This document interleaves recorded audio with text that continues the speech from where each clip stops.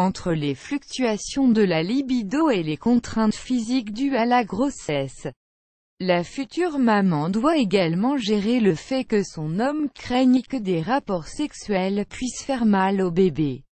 Or, après une journée séparée l'un de l'autre, vous n'avez qu'une envie, c'est vous retrouver sous la couette et laisser parler votre désir mutuel. Au lieu d'appréhender cette étape, laissez-vous aller et profitez de vos ébats car il n'y a aucun risque que bébé soit touché.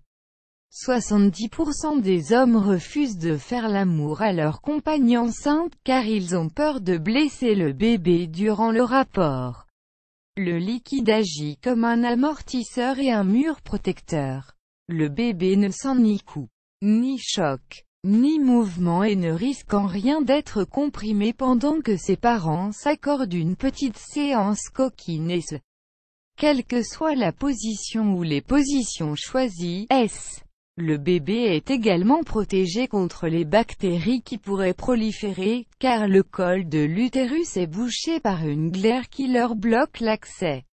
Le fait que le futur papa puisse toucher le bébé avec ses parties génitales durant un rapport est un mythe.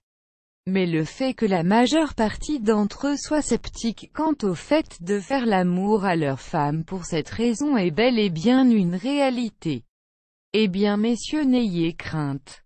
Même si la nature vous a généreusement gâté, il est impossible que vous puissiez atteindre votre bébé en ayant un rapport sexuel. Certes, il y a pénétration, mais aussi profonde soit-elle, elle ne risque pas de toucher le bébé, car il est à l'abri, protégé par le sac contenant le liquide amniotique. De plus, il y a 5 cm entre le fond des parties génitales féminines et la tête du bébé. Impossible donc d'atteindre le fœtus même s'il a la tête en bas. En revanche, s'il s'agit d'une grossesse normale, il n'y a aucun risque d'accouchement prématuré ou de fausse couche en faisant l'amour. Toutefois, le bébé peut être secoué à la suite d'un rapport au cas où le bout du pénis effleurerait le col de l'utérus. Mais ces secousses sont identiques à celles ressenties après une montée des escaliers ou une séance de sport.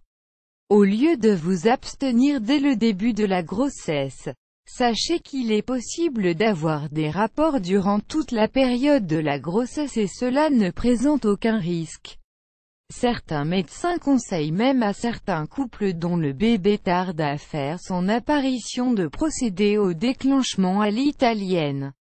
Il s'agit du fait d'avoir recours au rapport sexuel pour accélérer la venue de bébé grâce aux prostaglandines contenues dans le sperme du futur papa.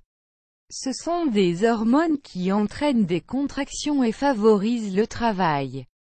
Sachez que faire l'amour peut également encourager le bébé à arriver plus vite car l'ocytocine sécrétée durant l'orgasme féminin provoque des contractions. Grâce à la poche de liquide amniotique, non seulement le bébé ne sent rien mais en plus il n'entend rien. Il ne risque pas d'être témoin de votre séance de câlin et risque encore moins de garder des séquelles.